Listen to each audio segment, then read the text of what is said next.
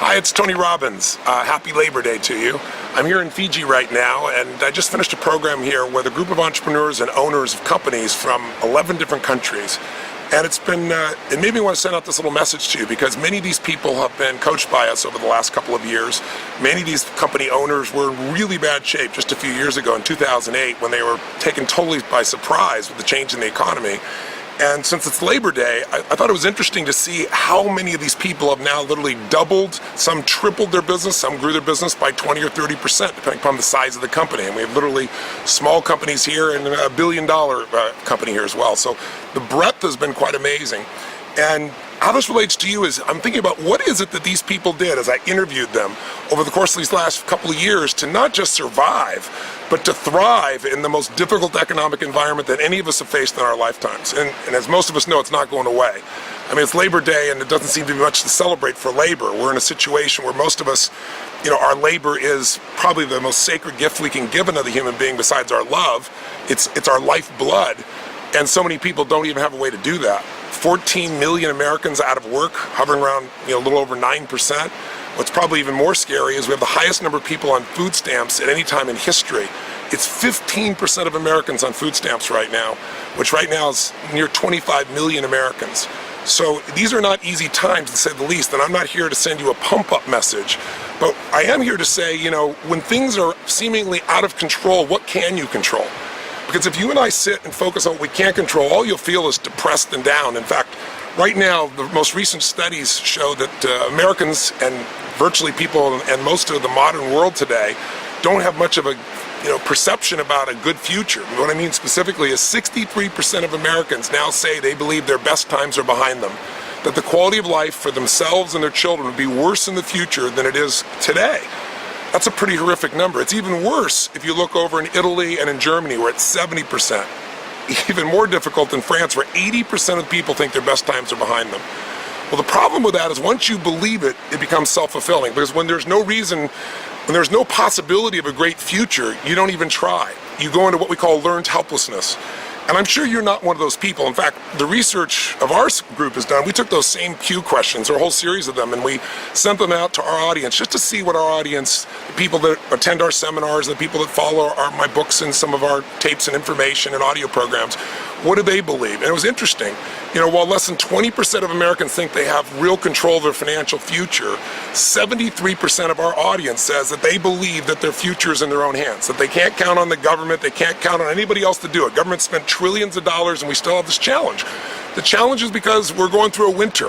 It happens every 80 years. It's a period of time when things are much more difficult and certain generations rise and deal with how to deal with that. That isn't being positive. It's just saying, what's your alternative? Fold up in a ball and give up? 71% of our audience that's a business owner says they're in control.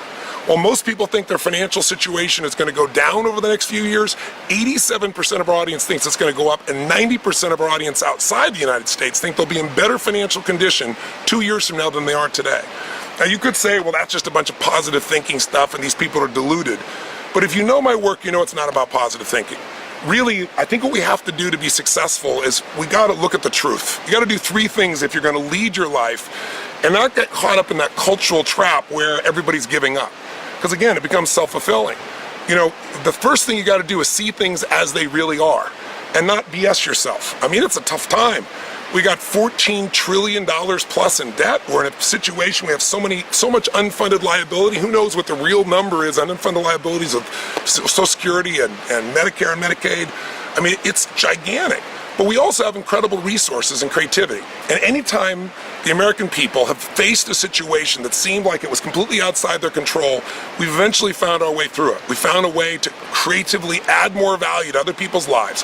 Breakthroughs in technology, breakthroughs in the way in which we add value around the world has made us be able to be successful as a country and as a people. So these numbers are disturbing, and I'm not sitting on the sideline just going, wow, here's how you can do well. The Tony Robbins Foundation, I'm very proud to tell you, is feeding over 2 million people this year in 35 countries, because our students aren't just in America. In our this last year, what we've done is everyone who goes to our live events, we donate a certain number of meals in partnership with the local community. So in South Florida, for example, we tied in with the organization there, and we fed 200,000 meals down there as a result of the seminar that we did in that event. So But I do believe that while if you're doing well, you got to give back, I do believe that, it's a Band-Aid to just to feed someone, although we've got to put out the Band-Aids.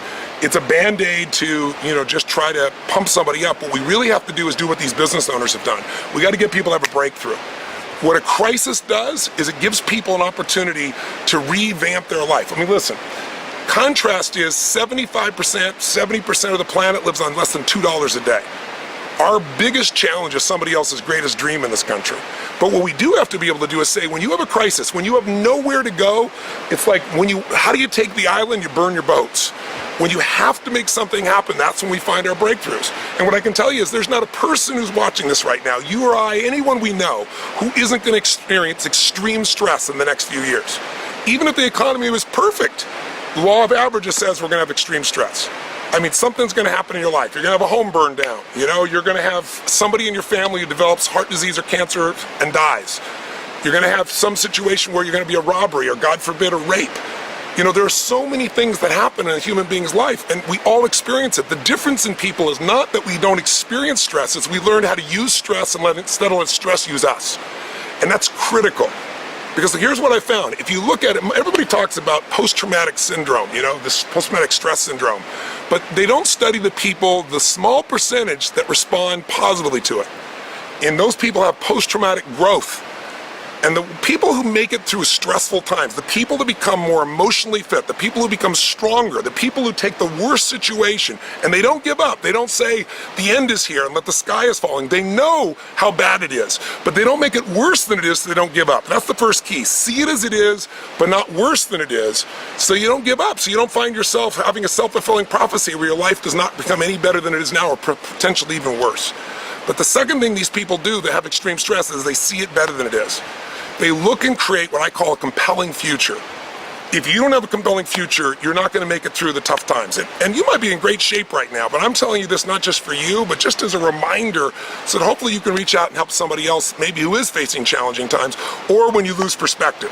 When you get stressed out about maybe the financial stress or business stress or emotional stress in your life, you got to remember, somebody's got it worse. I can handle this situation. I'm strong enough and I can find a way to make this thing happen. And you're going to apply yourself to make it occur. If you see it better than it is, without a vision, people perish, it said.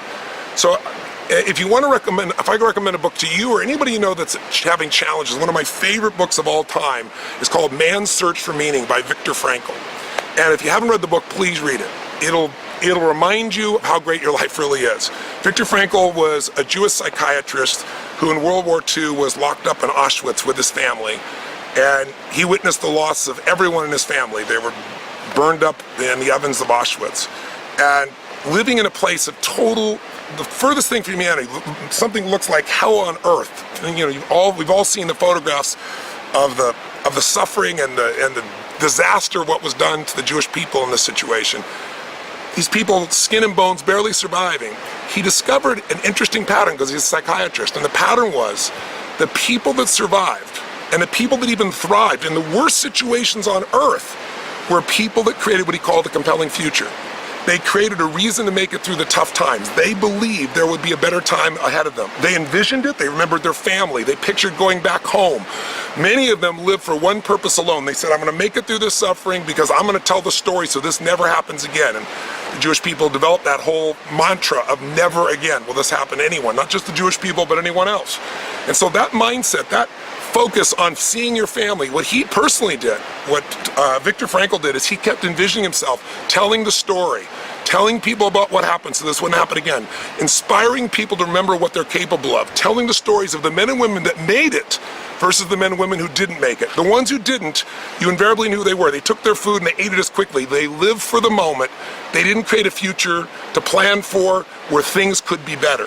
And so, if there's anything I know in my life and working with people, without a compelling future, you will not maximize your ability. So do yourself a favor. You can hear everything you hear, but it follows us everywhere in the news. You don't shut the news off. You see it as it is, but not worse than it is. $14 trillion in debt. It's huge. It's mind-boggling.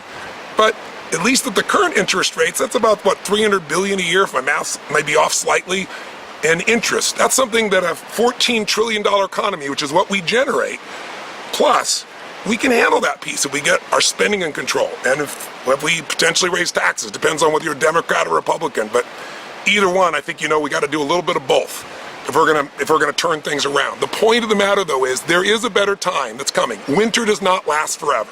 I don't care how tough it is. If you look over history, there was a generation that was born in 1910. Check this out.